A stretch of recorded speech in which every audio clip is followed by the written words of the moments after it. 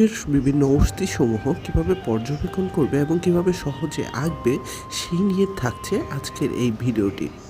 HSC পরীক্ষার্থীদের জন্য এটি অনেক একটি গুরুত্বপূর্ণ প্র্যাকটিক্যাল, তাই সকলে না টেনে এই ভিডিওটি দেখবে। সো হ্যালো এভরিওয়ান, আসসালামু আলাইকুম, welcome to HD news and stay with us.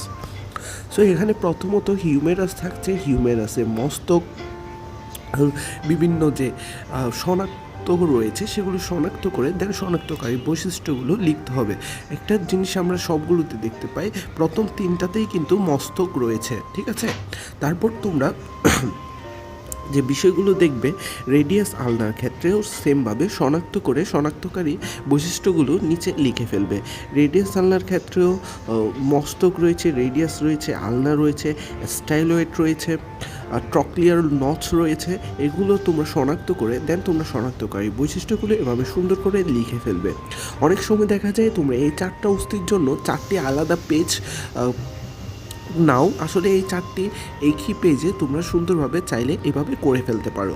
এখানে ফিমারের জন্য তোমরা দেখতে পাচ্ছ আমি সেমভাবে শনাক্ত করেছি। চাইলে তোমরা ভিডিওটি পজ করে তোমরা সুন্দরভাবে ফিমার এঁকে দেন তোমরা শনাক্ত করে তোমরা বৈশিষ্ট্যগুলো লিখে নিতে পারো। এবং প্রত্যেকটি অস্থির ক্ষেত্রে আমি এখানে দেখতে পাই সবগুলো আমি সুন্দরভাবে শনাক্ত করে একদম সুন্দরভাবে এঁকে শনাক্ত করে দেন আমি এগুলা শনাক্তকারী বৈশিষ্ট্যগুলো এখানে ফুটিয়ে তুলেছি।